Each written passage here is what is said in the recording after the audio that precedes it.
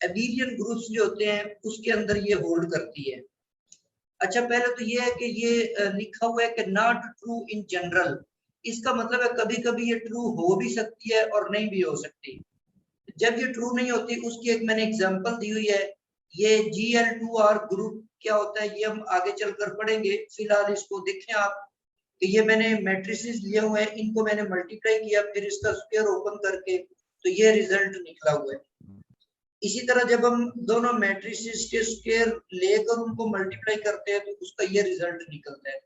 इसका मतलब है कि ये दोनों रिजल्ट्स आपस में इक्वल नहीं है, तो इसका मतलब है कि जनरली ये इक्वालिटी तो होल्ड नहीं करती है। तो स्पेसिफिकली ये इक्वालिटी जनरली तो होल्ड नहीं करेगी बट स्पेसिफिकली होल्ड करती है। तो वो कब करती है? नेक्स्ट जो थ्योरम है, थ्योरम नंबर 7, इसके अंदर ये बताया गया है कि let G be an abelian group. अगर ये एबीलियन ग्रुप हो तो उस केस में ये इक्वालिटी होल्ड करेगी। अब यहाँ पर आगे मैंने काफी सारे थ्योरम्स दिए हुए हैं जो कि एबीलियन ग्रुप को देखने का एक तरीकेकार है। ये वीडियोस अपनी जो है ना उसको प्लीज थोड़ा सा बंद करें। मुजम्मल साहब वीडियो भी आप अपनी ऑफ करें, माइक के साथ ऑप्शन है वीडियो की, उसको भी ऑफ कर लें। अच्छा, मैं ये बता रहा था कि ये एबीलियन ग्रुप्स के काफी सारे मैंने थ्योरम्स यहाँ पर दिखाए हुए हैं। तो ये एमसीक्यूज इनमें से काफी सारे बन जाते हैं एबीलियन ग्रुप्स के हवाले से। तो इसी तरह थ्योरम नंबर 8 में भी एन के लिए हमने स्पेसिफाई कर दिया है कि एन जो है वो 2 के इक्वल है। तो a b whole raise to power 2 जो है वो इक्वल है ए स्क्वायर और बी स्क्वायर के। तो ये भी उस सूरत में ट्रू होगा जब जी एबीलियन ग्रुप होता है। अच्छा, इसी चीज को एक और तरीके पर भी, मतलब ये तो है ना for all a b belonging to G, ये दोनों थ्योरम 7 और 8 ये जी के तमाम एलिमेंट्स के लिए फुलफिल होंगे, दोनों कंडीशंस। लेकिन थ्योरम 9 के अंदर स्टेटमेंट कुछ यूं है कि जी be a group such that a b whole raised to power n is equal to a raised to power n into b raised to power n for 3 consecutive integers।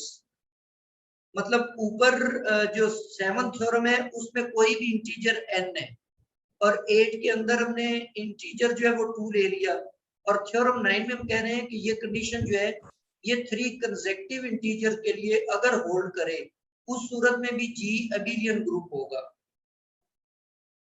इसी तरह theorem 10 की statement ये है कि if ji has 2 elements, अगर group जी के अंदर 2 elements हैं या फिर 3 एलिमेंट्स हैं या फिर 4 एलिमेंट्स हैं या 5 एलिमेंट्स हैं, हर एक सूरत के अंदर जी एबीलियन ग्रुप होगा। मतलब 2 एलिमेंट्स वाला ग्रुप जो होता है वो एबीलियन होता है, 3 एलिमेंट्स वाला ग्रुप भी एबीलियन होता है, और 4 एलिमेंट्स वाला ग्रुप भी एबीलियन होता है, और 5 एलिमेंट्स वाला ग्रुप भी एबीलियन होता है। अब यहाँ पर 6 एलिमेंट के बारे में मैंने नहीं बताया हुआ, तो 5 के लिए ये श्योरिटी है कि 5 एलिमेंट्स तक के जितने भी ग्रुप्स होते हैं वो सारे के सारे एबीलियन होते हैं। ठीक है, सबसे छोटा जो नॉन एबीलियन ग्रुप है वो ऑर्डर 6 का है, मतलब जिसके अंदर 6 एलिमेंट्स होते हैं, ये सबसे स्मॉल नॉन एबीलियन ग्रुप है। इससे छोटा कोई भी नॉन एबीलियन ग्रुप लिटरेचर में एग्जिस्ट नहीं करता। जी, थ्योरम नंबर 11 है कि if every element of the group G is its own inverse, कि अगर आप जी में से कोई एलिमेंट लेते हैं और उसका इनवर्स लेते हैं तो वो एलिमेंट खुद आ जाता है, तो उस सूरत में जी को आप एबीलियन कहेंगे, जी जो है वो एबीलियन होगा। अब ये तमाम एलिमेंट्स के लिए, सिर्फ एक सिंगल एलिमेंट के लिए ये कंडीशन नहीं है, ये कंडीशन आइडेंटिटी के लिए तो हर हाल में होल्ड करती है। अगर आप आइडेंटिटी का इनवर्स लेते हैं तो वो तो आइडेंटिटी आ जाती है, लेकिन जो जितने भी नॉन आइडेंटिटी एलिमेंट्स है ना, एवरी एलिमेंट ऑफ ग्रुप, तो अगर उसका इनवर्स लिया जाए तो वो ए के इक्वल आ जाए तो जी उस सूरत में एबीलियन होगा। आगे चलकर हमने कुछ एग्जांपल्स भी लेनी है, तो हर एक एग्जांपल के अंदर ये सारे थ्योरम्स मैं आपको दिखाता जाऊंगा। क्लाइन 4 ग्रुप जो होता है उसके अंदर ये कंडीशन स्पेसिफिकली होल्ड करती है। क्लाइन 4 ग्रुप को हम आगे चलकर उसको डिफाइन भी करेंगे वैसे जिसको पता है उन लोगों के लिए मैं बता रहा हूँ कि क्लाइन 4 ग्रुप के अंदर हर एक एलिमेंट का इनवर्स जो होता है वो एलिमेंट खुद ही होता है। अच्छा, इसी थ्योरम जो 11 है, इसी को हम अगर रीस्टेट करें तो थ्योरम 12 बन जाता है कि if every element of group G is of order 2, मतलब ऊपर जो थ्योरम 11 है उसके अंदर लिखा हुआ है a inverse is equal to a. अगर मैं दोनों तरफ इस इक्वेशन को ए से मल्टीप्लाई कर देता हूँ तो एक साइड पे तो आइडेंटिटी आ जाएगी, दूसरी साइड पे ए स्क्वायर आ जाएगा। तो ये ऑर्डर ऑफ एलिमेंट्स को भी हमने अभी डिफाइन तो नहीं किया है, लेकिन थोड़ा सा आपको पता होगा कि किसी भी एलिमेंट की अगर हम पावर लेते हैं तो उसका रिजल्ट अगर आइडेंटिटी आ जाए तो हम कहते हैं कि वो जो इंटीजर पावर आपने लिया है वो उसका ऑर्डर है। ठीक है, तो यहाँ पर ए का ऑर्डर कितने 2 है, क्योंकि हमने ए की पावर में 2 लिया तो हमें आइडेंटिटी मिल गया। तो ऐसा ग्रुप जिसके अंदर हर एक एलिमेंट का ऑर्डर 2 होता है वो भी एबिलियन ग्रुप होता है। बेसिकली थ्योरम 11 और 12 सेम ही है। अच्छा, थ्योरम 13 की तरफ चलते हैं। Let G be a group such that a b raise to power -1, मतलब a इंटू बी का इनवर्स। ये पीछे हमने सॉक्स शू प्रॉपर्टी पढ़ी थी, उसमें ये होता है कि इनवर्स जब हम अलग करते हैं तो बाद वाले के इनवर्स पहले आ जाते हैं और जो पहले वाला होता है उसका इनवर्स चला जाता है बाद में। लेकिन यहाँ पर इक्वालिटी में तरतीब वही लिखी हुई है कि ए पहले था तो उसका इनवर्स भी पहले है और बी बाद में था तो उसका इनवर्स जो है वो भी बाद में है। तो अगर ये इक्वालिटी होल्ड कर जाए तो ये भी एबिलियन ग्रुप होता है। ये बात आपने याद रखनी है कि ये सारी इक्वालिटीज सिर्फ एबिलियन ग्रुप्स में होल्ड करती है, नॉन एबिलियन में नहीं करती। मतलब ये जनरल इक्वालिटीज नहीं है कि हर ग्रुप के अंदर होल्ड करे। अब ये जनरल इक्वालिटी थी जो सॉक्स शू आपने प्रॉपर्टी पढ़ी है, या जिसको मैंने दूसरा नाम दिया था reversal of order, reversal of inverses वाली। तो वो इक्वालिटी जनरल है, वो हर किस्म के ग्रुप के अंदर होल्ड करती है। लेकिन ये वाली इक्वालिटी जो है a b raise to power -1 is equal to a -1 और b -1, ये सिर्फ एबिलियन ग्रुप्स के अंदर होल्ड करेगी। जी, थ्योरम नंबर 14 है कि let G be a group and A be belonging to G। A और B G के कोई दो एलिमेंट्स हैं और देन G ये दो दफा लिखा गया, देन G A और B कोई भी G के दो एलिमेंट्स हैं तो ये आगे सिर्फ देन आएगा। देन द इक्वेशंस, ये देन G नहीं आता, सिर्फ then the equations ax is equal to b and ya is equal to b। Linear equations है दोनों, इन दोनों इक्वेशंस का यूनिक सॉल्यूशन एग्जिस्ट करेगा। अच्छा, यहाँ पर आप लोगों को एक और बात भी बताता चलूं कि ये जितने भी अलजबरा के अंदर हम स्ट्रक्चर्स बनाते हैं, जैसे ग्रुप का स्ट्रक्चर बनाया, रिंग को हम डिफाइन करेंगे, वेक्टर स्पेस को डिफाइन करेंगे, फील्ड को डिफाइन करेंगे, ये सारे के सारे अलजेब्रिक स्ट्रक्चर्स कहलाते हैं। इसमें चूंकि अभी हम ग्रुप्स को स्टडी कर रहे हैं तो ग्रुप होने के लिए 4 प्रॉपर्टीज का होना जरूरी है। ग्रुप की 4 प्रॉपर्टीज हमने पढ़ी थी कि एक तो बुलियर प्रॉपर्टी सेटिस्फाई करे, एसोसिएटिव प्रॉपर्टी सेटिस्फाई करे, आइडेंटिटी जो है वो एग्जिस्ट करे और इनवर्स हर एक एलिमेंट का एग्जिस्ट करना चाहिए। अब जहन में एक सवाल ये आता है कि ग्रुप्स के लिए ये 4 प्रॉपर्टीज ही क्यों बनाई गई हैं। तो इसके लिए थोड़ा सा आपको बताता चलूं कि जब हम किसी भी इक्वेशन को सॉल्व करते हैं, मसलन ये लीनियर इक्वेशन लिखी हुई है ax is equal to b, तो अगर हमने इस इक्वेशन को सॉल्व करना है तो a को हमने दूसरी तरफ ट्रांसफॉर्म करना है, x की वैल्यू यहां से निकालनी है। तो अगर मैं इस दोनों साइड्स पर a इनवर्स से मल्टीप्लाई करता हूं तो इसका मतलब है कि a का इनवर्स एग्जिस्ट करना चाहिए। अब a इनवर्स इनटू है वो आइडेंटिटी होगी, तो आइडेंटिटी एग्जिस्ट करनी चाहिए। लेकिन जब आप a इनवर्स लेंगे लेफ्ट साइड पर तो वहां पर 3 एलिमेंट्स आ जाते हैं, तो 3 एलिमेंट्स को आपस में ऑपरेट करवाने का तरीका होता है एसोसिएटिव प्रॉपर्टी, तो वो भी होल्ड करनी चाहिए। और दूसरा, जब ये दो एलिमेंट्स आपस में मल्टीप्लाई होंगे तो जो रिजल्ट होगा वो भी किसी ना किसी सेट में फॉल करेगा, तो इसका मतलब है कि कुलैयर प्रॉपर्टी भी सेटिस्फाई करनी चाहिए। तो जब भी आप एक लीनियर इक्वेशन को सॉल्व करते हैं तो आपको ये चारों प्रॉपर्टीज यूज करना पड़ती है। तो ग्रुप्स की जो बुनियाद थी वो लीनियर अलजेब्रा की तरफ से ही आई है। लीनियर इक्वेशंस जो है इनको इनके जो सॉल्यूशंस थे और नंबर थ्योरी है, इनके बाद ये ग्रुप की बुनियाद रखी गई। तो ये आपको समझ आ गई होगी कि एक लीनियर इक्वेशन को जब हम सॉल्व करते हैं तो ये 4 प्रॉपर्टीज बहुत ज्यादा जरूरी होती हैं उसको सॉल्व करने के लिए। तो उन्हीं प्रॉपर्टीज को हमने ग्रुप की प्रॉपर्टीज बना दिया। तो यहाँ पर उसी ग्रुप को स्टेट किया जा रहा है एक और तरीके से कि वो कहता है कि अगर G एक ग्रुप है तो इन इक्वेशंस का एक यूनिक सॉल्यूशन एग्जिस्ट करेगा। जी ये नेक्स्ट चलते हैं हम आगे। जी थ्योरम नंबर 15 है, कैंसिलेशन लॉज में not hold in a semi group. Semi groups के बारे में हमने पढ़ा था कि जिसके अंदर कुलियर प्रॉपर्टी सेटिस्फाई होती है जिस सेट में और एसोसिएटिव प्रॉपर्टी सेटिस्फाई होती हो, हम उसको सेमी ग्रुप का नाम देते हैं। तो यहाँ पर थ्योरम 15 स्टेट ये कर रहा है कि कोई भी सेमी ग्रुप है आपके पास तो उसमें कैंसिलेशन लॉ नहीं भी होल्ड कर सकता। मे नॉट का मतलब है कर भी सकता है नहीं भी कर सकता। तो पहले हम एक एग्जांपल ले रहे हैं जिसके अंदर नहीं होल्ड करता। ये मैंने 2x2 मैट्रिसेस ली है और मल्टीप्लिकेशन के अंदर मैंने उनको चेक किया हुआ है मल्टीप्लिकेशन ऑपरेशन में। तो जब आप ए और बी को मल्टीप्लाई करेंगे वो नल मैट्रिक्स आएगा। मैट्रिसेस को मल्टीप्लाई करना ये तो बेसिक चीजें हैं। तो ए और बी को जब आप मल्टीप्लाई करेंगे नल मैट्रिक्स आएगा और ए और सी को मल्टीप्लाई करेंगे तो भी नल मैट्रिक्स आएगा। तो इसका मतलब है a b is equal to a c. तो अगर आप यहाँ से ए को ए के साथ कैंसिल कर देते हैं तो पीछे तो बी इज इक्वल टू सी बचना चाहिए, जबकि बी और सी तो आपस में बराबर नहीं है। तो इसका मतलब है यहाँ पर a c is equal to a b is equal to a c है, बट आप ए को कैंसिल आउट नहीं कर सकते। तो ये एक सेमी ग्रुप की मैंने एग्जांपल ली जहां पर कैंसिलेशन प्रॉपर्टी होल्ड नहीं करती। नीचे मैंने एक और एग्जांपल लिखी हुई है, सेमी ग्रुप मैंने लिया set of natural numbers under multiplication. तो सेट ऑफ नेचुरल जो था इसमें closure property with respect to multiplication hold करती है और एसोसिएटिव प्रॉपर्टी भी होल्ड करती है। इसका मतलब है सेट ऑफ नेचुरल नंबर जो है ये मल्टीप्लिकेशन के लिहाज से सेमी ग्रुप है।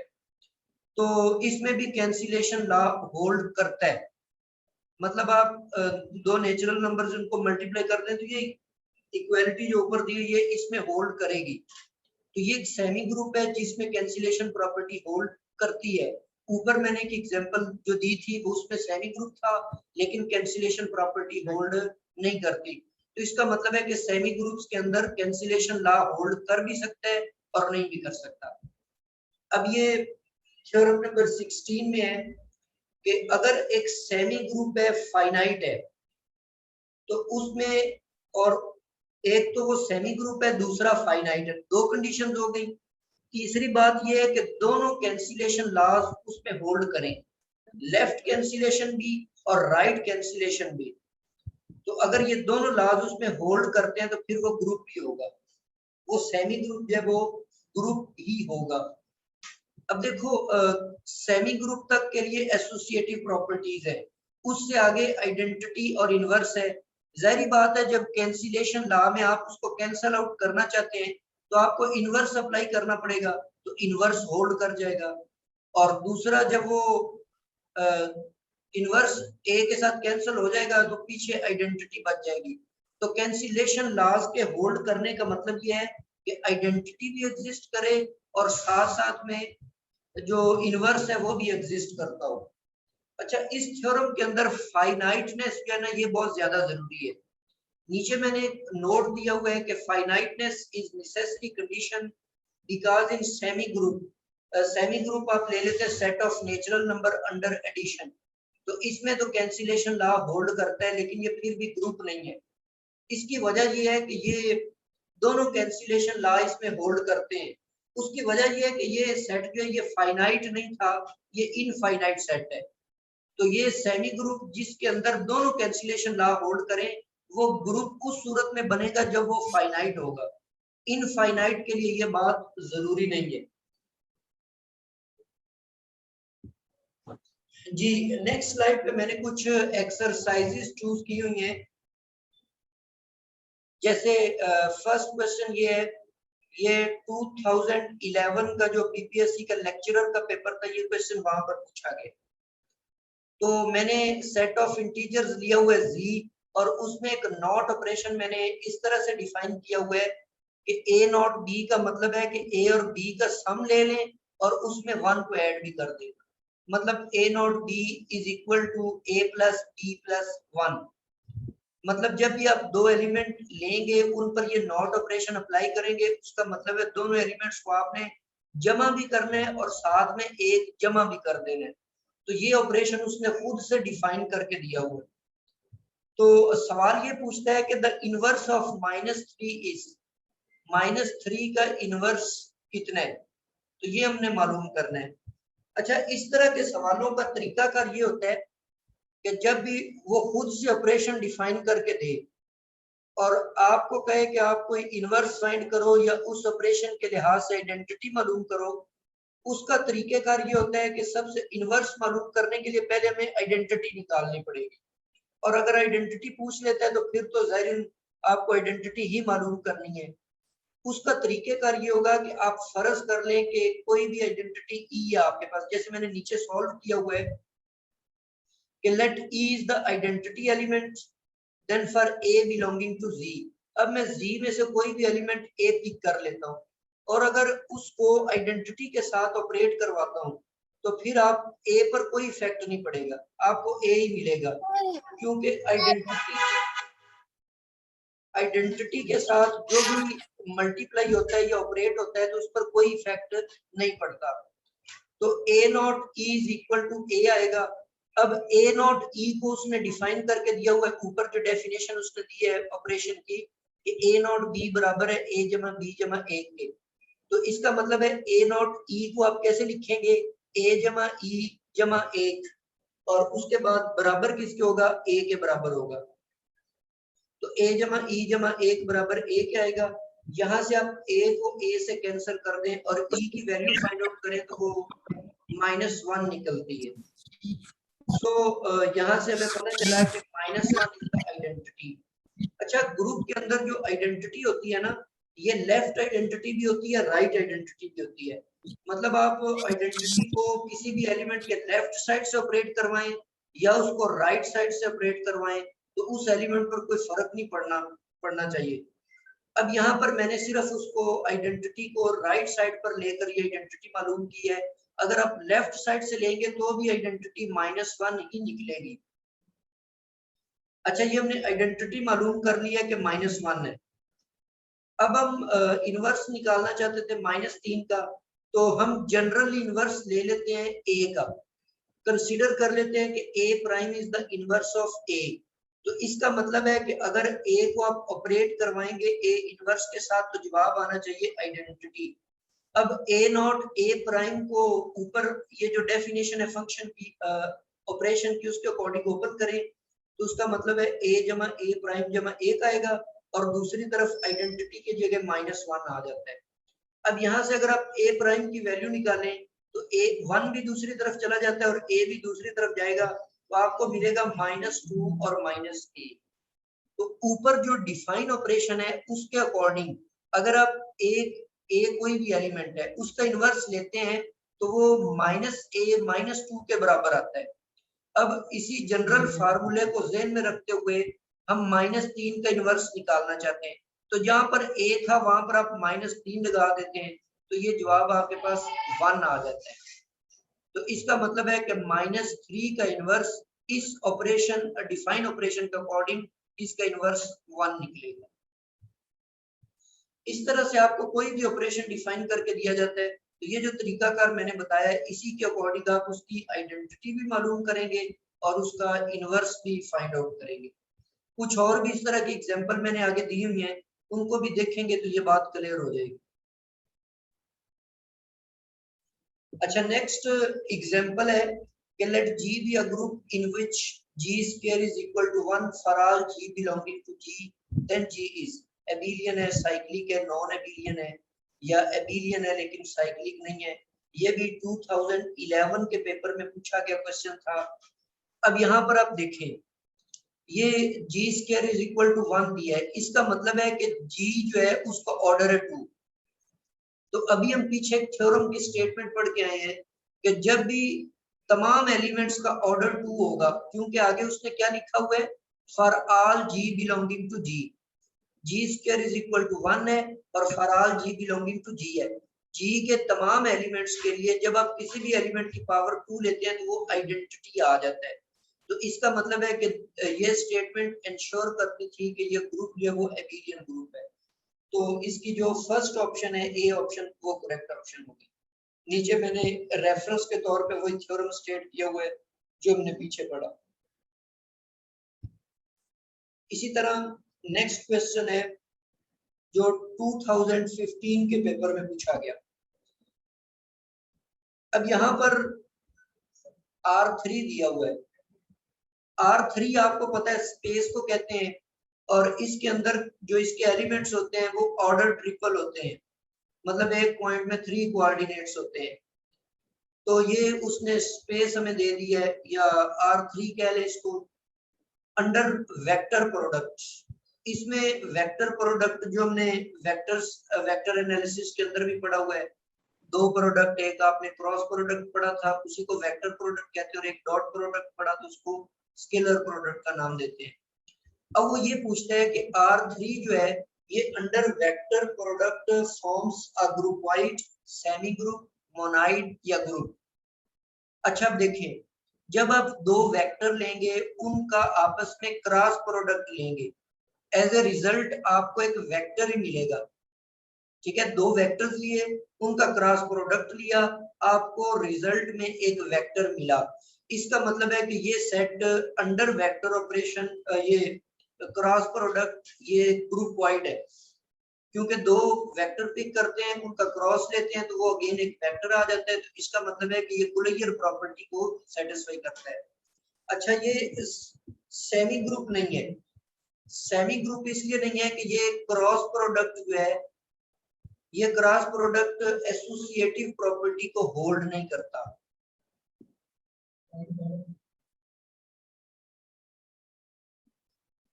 जी, तो ये एसोसिएटिव प्रॉपर्टी को 40 मिनट हो गए, तो ये एसोसिएटिव प्रॉपर्टी को सेटिस्फाई नहीं करता। इस वजह से ये सेमी ग्रुप भी नहीं है, मोनाइड भी नहीं है और ग्रुप भी नहीं है। जी, नेक्स्ट एक्सरसाइज है, an element x of group G satisfying x square is equal to x is called। ये बेसिकली आइडेम्पोटेंट की डेफिनेशन है। ये भी 2015 में क्वेश्चन पूछा गया था। तो ये आइडेम्पोटेंट की डेफिनेशन है, इसको आप एज इट इज याद कर लें कि ग्रुप के अंदर जब आप किसी एलिमेंट का स्क्वायर लेते हैं तो वो इटसेल्फ आ जाता है, तो उसको हम आइडेम्पोटेंट एलिमेंट का नाम देते हैं। इसी तरह सेकंड क्वेश्चन इधर ही दिया हुआ है कि ए बी का स्क्वायर लेते हैं और वो आ जाता है इक्वल टू ए स्क्वायर और बी स्क्वायर। तो ये भी अभी हमने थ्योरम स्टेट किया था, उसके अकॉर्डिंग ये प्रॉपर्टी एबिलियन ग्रुप के लिए होल्ड करती है। जी, नेक्स्ट एक्सरसाइज है जिसके अंदर ये क्वेश्चन 2017 में पूछा गया था। क्वेश्चन ये है कि which of the following statement is correct. इनमें से दुरुस्त ऑप्शन आपने बताना है।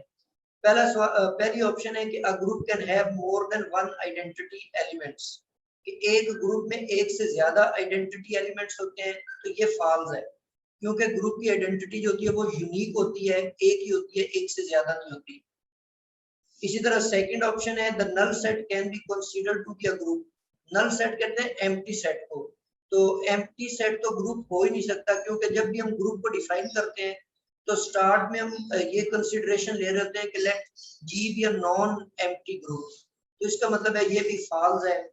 सी ऑप्शन है set of all real number is a group with respect to subtraction. जो सेट ऑफ रियल नंबर है ये सबट्रैक्शन के लिहाज से ग्रुप नहीं है, उसकी वजह ये एसोसिएटिव प्रॉपर्टी को सेटिस्फाई नहीं करता, जो हमने इंटीजर्स के अंदर कुछ इसको देखा था। डी ऑप्शन है कि to each element of a group there corresponds only one inverse element. तो ये बात दुरुस्त है, हर हर एलिमेंट का एक यूनिक इनवर्स होता है ग्रुप्स के अंदर, तो डी ऑप्शन यहाँ पर दुरुस्त होगी। अच्छा, नेक्स्ट एक्सरसाइज दी हुई है कि पावर सेट हमने लिया एस का, एस का पावर सेट है और ऑपरेशन मैंने ले लिया सेट्स की इंटरसेक्शन, और वो ये पूछता है कि ये जो ऑर्डर पेयर मैंने लिया है पावर सेट ऑफ एस और इंटरसेक्शन, आपको पता है कि पावर सेट के अंदर उस सेट के तमाम सब सेट्स पड़े हुए होते हैं, तो पावर सेट ऑफ एस का मतलब है कि एस के तमाम सब सेट्स की कलेक्शन। तो आपने ये बताना है कि इंटरसेक्शन के हवाले से ये सेमी ग्रुप है, ग्रुपॉइड है, मोनाइड है या ग्रुप है। अब देखें, पावर सेट में से कोई भी दो आप सेट्स उठाते हैं तो वो एस के सब सेट हैं, जब उनकी इंटरसेक्शन लेंगे तो फिर भी वो कोई ना कोई सबसेट ही बनेगा एस का, तो इसका मतलब है कि ये इंटरसेक्शन के लिहाज से ये ऑपरेशन क्लोज्ड है, तो ये ग्रुप वाइड हुआ। और अगर एसोसिएटिव प्रॉपर्टी सेट्स के अंदर सेटिस्फाई करती है इंटरसेक्शन के लिहाज से, तो ये सेमी ग्रुप ही है। इसी तरह ये आइडेंटिटी को अगर आप चेक करना चाहते हैं, तो अब ये सबसेट्स की कलेक्शन है, पावर सेट में सारे सबसेट्स पड़े हुए हैं, कोई ऐसा सेट तलाश करें कि जिसका किसी के साथ भी इंटरसेक्शन लें तो उस सेट पर कोई इफेक्ट ना पड़े। तो पावर सेट में चूंकि एस जो सेट है ग्राउंड सेट, ये खुद भी पड़ा हुआ होता है, अब ग्राउंड सेट के साथ अब कोई भी उसके सब सेट की इंटरसेक्शन लेंगे तो रिजल्ट उसका स्मॉल सेट आएगा, मतलब वो सब सेट जो खुद आ जाएगा। तो इसका मतलब है कि जो सेट एस है ना, ये खुद आइडेंटिटी का रोल प्ले करेगा। नीचे सारी बातें यही मैंने लिखी हुई हैं, इसका मतलब है एस इसके अंदर आइडेंटिटी एलिमेंट का रोल प्ले कर रहा है, तो ये मोनाइड भी है, ग्रुप नहीं हो सकता, क्योंकि इसमें अब ऐसा नहीं है कि कोई भी आप सब सेट लें, कोई दूसरा सब सेट उठा के उनकी इंटरसेक्शन लें और आपको एस मिल जाए, क्योंकि एस आइडेंटिटी एलिमेंट है, तो दो सेट्स की इंटरसेक्शन, सब सेट्स की इंटरसेक्शन आपको कभी भी एस नहीं मिलेगी। इसका मतलब है इनवर्स एग्जिस्ट नहीं करते, इसलिए ये ग्रुप तो नहीं है बट ये मोनाइड है जी। नेक्स्ट एग्जांपल है कि पावर सेट मैंने लिया यूनियन के लिहाज से, बिल्कुल उसी तरह जिस तरह प्रीवियस क्वेश्चन आपने किया, दो सबसेट्स का यूनियन जो होता है वो अगेन उसका सबसेट होगा, इसलिए पावर सेट को बिलोंग करेगा। और एसोसिएटिव प्रॉपर्टी यूनियन के हवाले से होल्ड करती होती है। और आइडेंटिटी चेक करना चाहते हैं तो इसमें एम्प्टी सेट, जो खाली सेट होता है, ये एक ऐसा सेट है कि जिसके साथ भी आप यूनियन लेंगे उस सेट पर कोई इफेक्ट नहीं पड़ेगा। तो इसका मतलब है कि इस केस के अंदर, यूनियन वाले केस में, empty set plays the role of identity, तो इसका मतलब है कि ये मोनाइड तक पहुंच गया। इनवर्स की वही आप देख लें, इसमें इनवर्स भी नहीं एग्जिस्ट करता, क्योंकि कोई भी सेट उठाएं उसका यूनियन अगर आप लें किसी दूसरे सबसेट के साथ और वो एम्प्टी सेट आ जाए, तो ये दो सबसेट्स का यूनियन एम्प्टी नहीं आएगा, तो इसका मतलब है कि इनवर्स जो है वो एग्जिस्ट नहीं करता यूनियन के लिहाज से, तो ये मोनाइड है। तो यहाँ तक ये कुछ एक्सरसाइजेज मैंने अपनी तरफ से बनाई हुई थी और कुछ एक्सरसाइजेज जो है वो प्रीवियस पेपर से मैंने